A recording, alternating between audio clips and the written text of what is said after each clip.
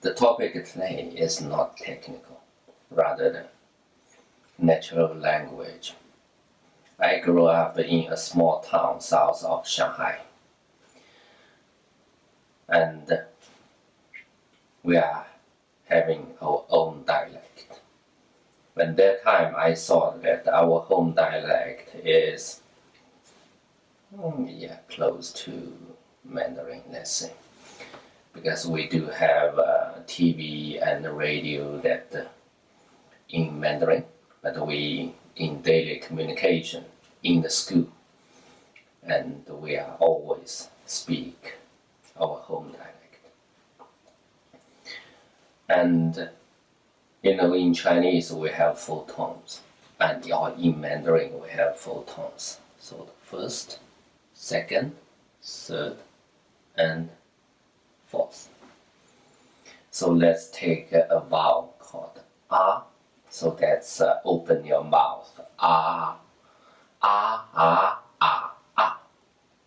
But in our home dialect, these 3 tones seldom use it.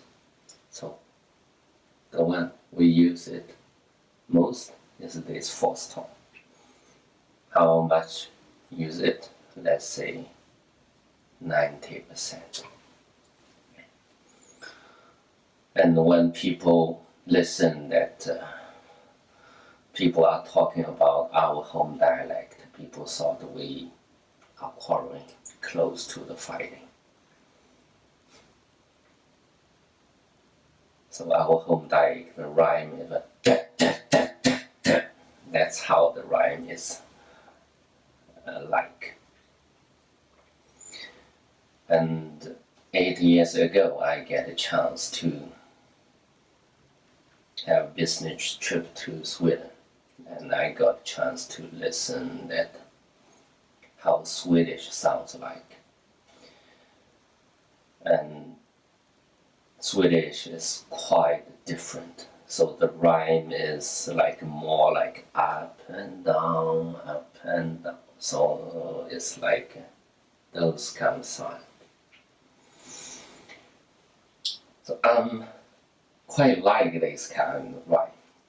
So then I just moved to Sweden, and moved to Sweden I learned a bit of Swedish, but I enjoy listening that the Swedish way of expressing.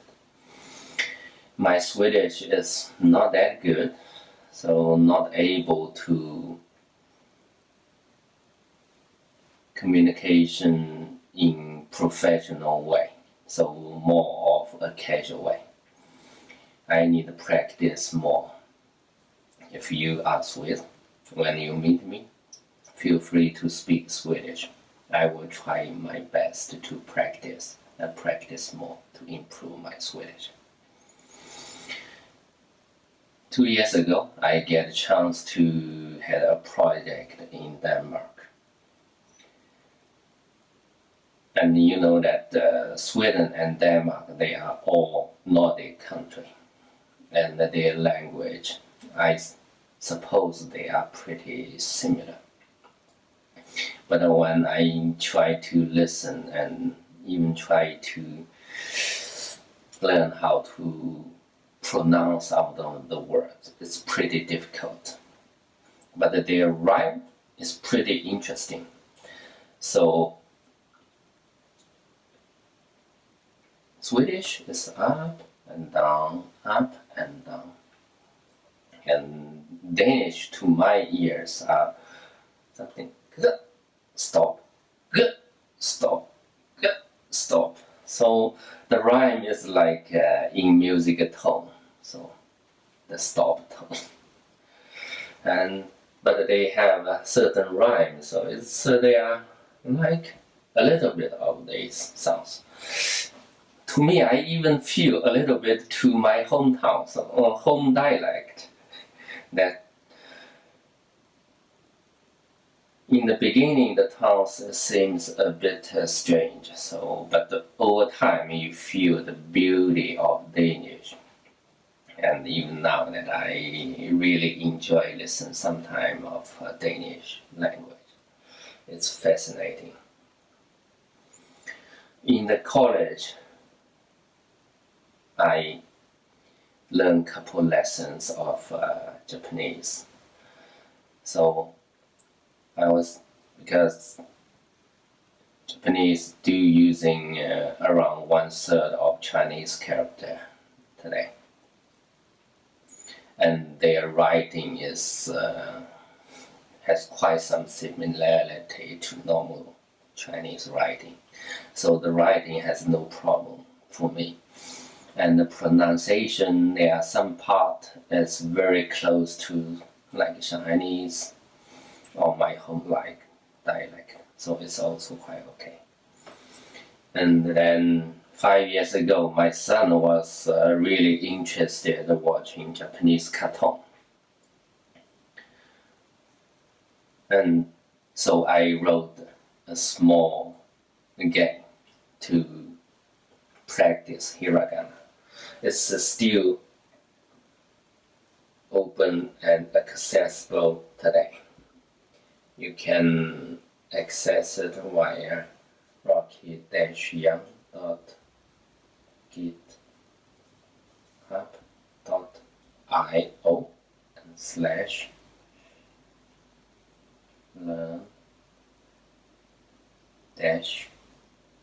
hiragana. I hope someday that I get enough time to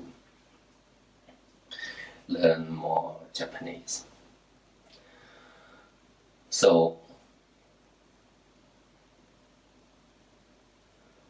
when I grew up, the dialect is totally different. So I did not speak a word of Mandarin until I boarded a train to university. So I just suddenly speak Mandarin. So that's what I try to say, is that the pronunciation is not important. You just say it, as long as people can understand it. People might laugh in the beginning, but over time they will get used to it and start just talking about it. Let's do some of the basic Chinese.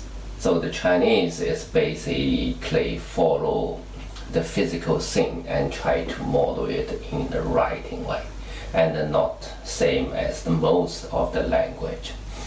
So when learn Chinese, I think it needs some imagination, especially in the beginning. And it might sound very difficult, but I think after you grasp 5 to 1,000 characters, and things become much easy. I do know few foreigner people that their Mandarin is perfect, better than mine.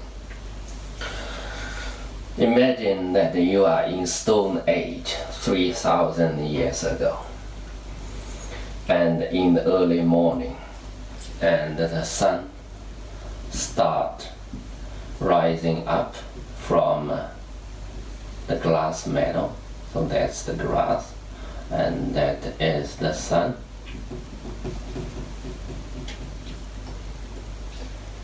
And when grows sun rising up from the grass meadow, and you wake up.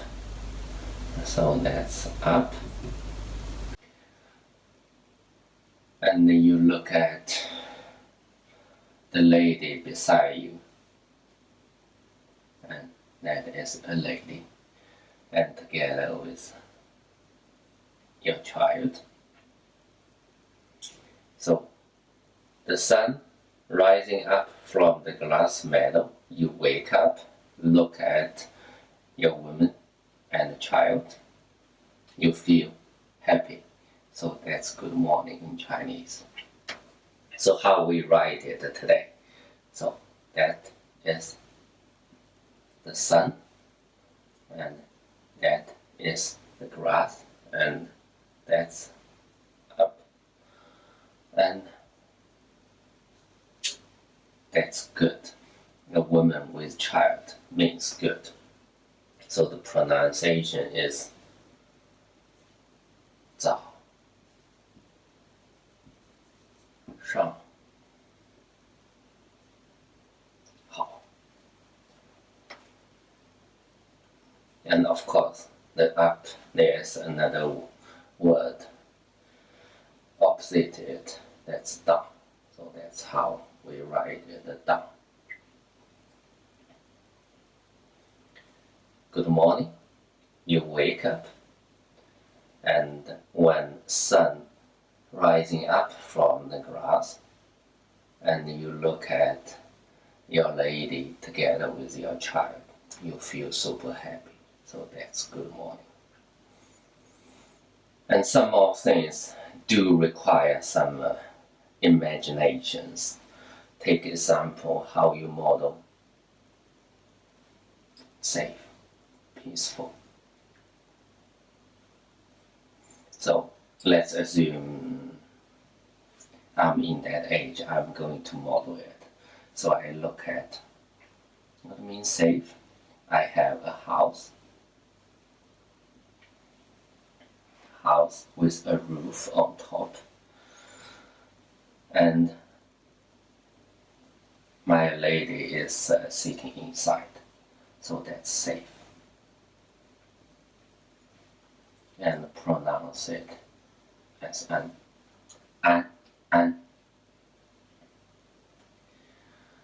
And how about home?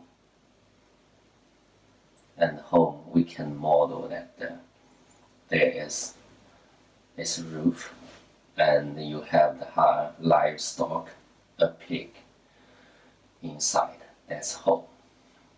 And the pig is like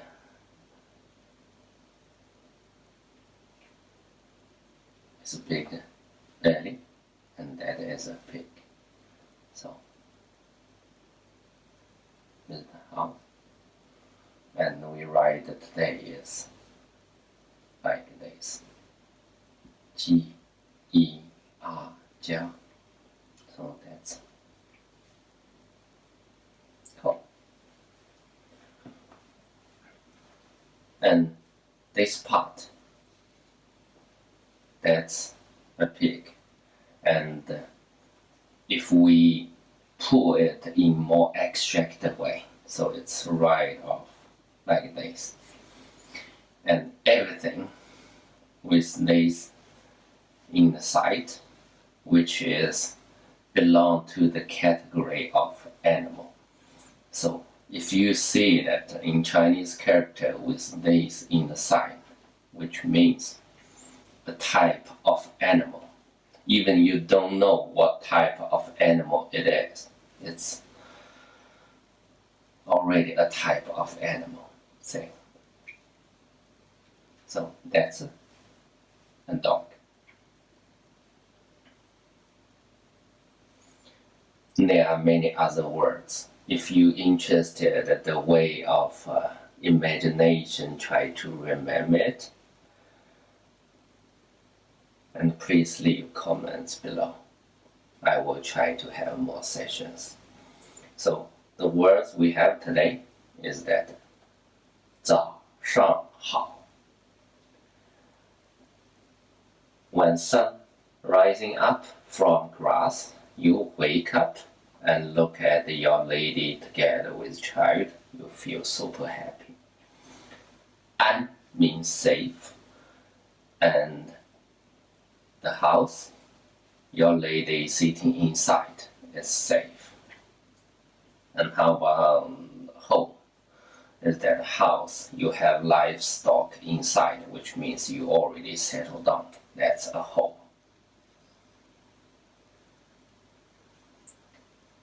Thanks for your time. See you next time.